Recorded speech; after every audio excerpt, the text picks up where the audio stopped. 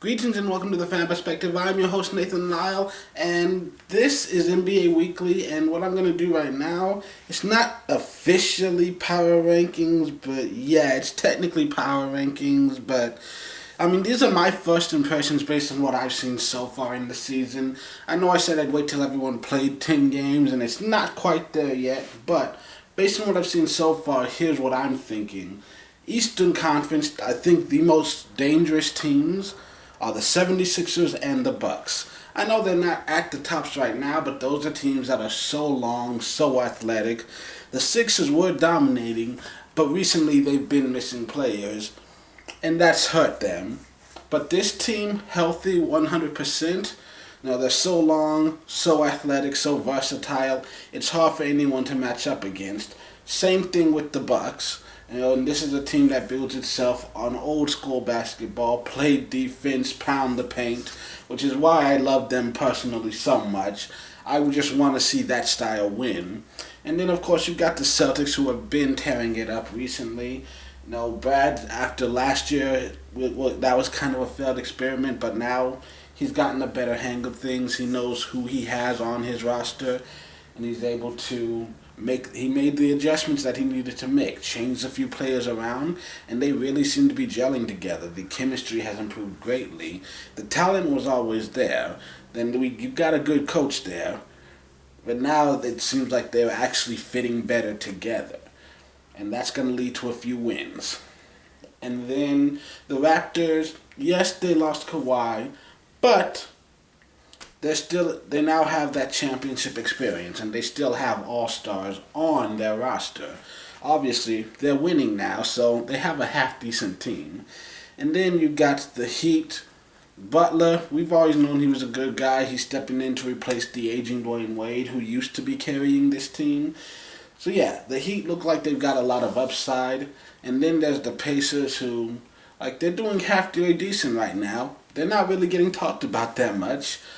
And even more importantly, they're still waiting for Oladipo.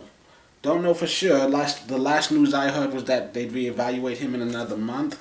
So unlikely that he'll play in 2019, but there's still a chance he'll play in 2020. So if he comes back late if the Pacers are just able to stay at or around 500, then he comes back late in the season and suddenly they start surging. This is a team that could shock a few people. And then, the rest of the Eastern Conference, honestly, they all suck. Any one of them could get in, and they'll probably end up getting swept in the first round. And then you have the Western Conference, and, first of all, the Lakers, they just lost today. But other than that, they'd had a 7-game winning streak. Lost their first one to the Clippers, a good team. Then a 7-game winning streak, beating a lot of damn good teams. And honestly, the two LA teams, the Lakers and Clippers, look like the best. The Clippers, honestly, they could be undefeated right now, pretty much, I feel like. Because two of those losses came when they decided to rest Kawhi, which, I'm a Spurs fan, and I understand and highly value the importance of being able to rest guys. It's a long season, right? But isn't Kawhi 28 or something? Kawhi's a pretty young guy, and you're gonna get Paul George back. You got plenty of time to rest him in the second half, and you're giving up valuable wins against playoff caliber opponents. So I'm just feeling I understand the concept of resting people. I don't know why I don't feel like it's necessary with Kawhi. I agree with those arguments when people say that. So. I can see both sides of the coin. If it was me making the decision, I'd say, you're young, you go play. Because, the Spurs started this whole resting trend because we had some aging veterans getting close to damn near 40 that just couldn't handle the grind of a season. But when they were in their 20s, they were playing 80 damn games a season. But, yeah, so the Lakers and the Clippers, they look great. The Nuggets, they are who we thought they were. It's a young team that's going to continue developing, but by that same token, Sacramento, they look kind of disappointing. You've got the Suns. Somehow they have a winning record and they're in the playoffs right now. And they've got talent, obviously, and they're winning without Ayton. He'll come back and make them an even stronger team. I still have trouble having faith in them to make the playoffs. I feel like they're in for a long fall somewhere in the season. But anyone who's been here long enough knows. Like I don't like taking risk all that often. You got to show me something first, and it's been a while since the Sun have been in the playoffs. I don't know if anyone on their roster has ever played a single playoff game. So, yeah, and then we got the Rockets. We Chris Paul. I mean, Russell Westbrook and James Harden. Yeah. Russell Westbrook, James Harden, two future Hall of Famers. We knew they'd be good, and I honestly don't understand where all this bullshit about Russell Westbrook not being able to play with another superstar came from. How he gets called a ball hog. Half of the players in this league had no idea who Russell Westbrook was when he was young, and that's because he was playing with other superstars. Russ has always been a great player, but he was more than willing to take a backseat to KD. They went to the finals with KD and Harden, and then Harden left, and it became Russ and KD carrying the team. And then KD left, and that's when Harden started averaging the triple doubles because he was on a shitty team. That's what he had to do for them to win. And then last year, he took a backseat to Paul George. Paul was an MVP caliber candidate walking next to someone like Russell Westbrook. I don't understand how there are anyone saying that Russ can't walk with people, because he spent half his career being Robin to someone else's Batman. That's something that just doesn't make sense, that there are people who would say that about him. He's been his entire career working with superstars. And then you got the Mavericks, who are looking fantastic, man. They are scary, and we got to play them how many times this season? I mean, this is a team that's just like in the East. Same as the Sixers, the Mavs. They're very long, they're very athletic, and honestly, the only reason I don't put them right up there with the Lakers is the mere fact that they don't have the experience. And you cannot underestimate the value of experience. But this is a scary-ass looking team. They are making some waves, and as long as they stay healthy, they will continue making waves. Because honestly, I forgot how good Kristaps was. I mean, Porzingis is a scary dude.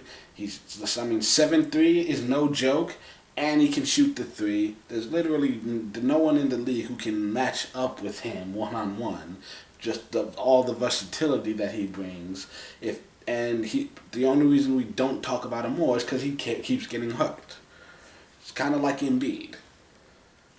And then the Jazz. I don't know why the Jazz just aren't a fun team for me. They're not a fun team to talk. Oh my God. And I just realized something. The Jazz are a lot like the Spurs. They're not necessarily an exciting team, but they're a solid group that kind of does what they need to. And I think you can rely on them. Mike Conley, one of the best point guards in the league. Rudy Gobert, one of the most underrated centers in the league. Not only solid offensively, one of the best defenders in the league too. Everyone talks about Donovan Mitchell because he's the one scoring. But I feel like he's only the second or third most important player on that team right now.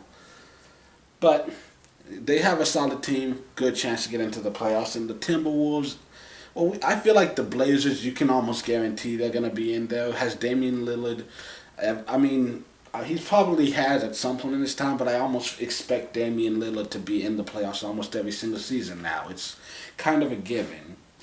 And, Timberwolves, I just have trouble believing in them. And then there are teams like the Pelicans. How could anyone expect... There were people who thought the Pelicans would get into the playoffs. Why would you think Zion would do a better job with this group of players than LeBron did with half of this same roster?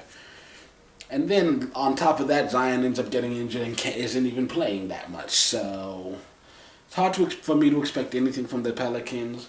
Thunder, same theory. Westbrook and Russell Westbrook and Chris Paul, that's not an even trade. They are not on equal footing. So you can expect the Thunder to be struggling, and honestly, I feel bad for Chris Paul because he's in the twilight of his career playing for a team that's got basically no shot. And the Warriors, with all the injuries, it's hard to expect anything from them. There's always a potential of them getting healthy in the second half of the season and just making a huge surge late and just barely sneaking in as the 8th seed. It's hard to expect it, and I'm not really holding out for it. But I will acknowledge that the possibility does exist. The biggest issue for them is just so much is missing from their roster.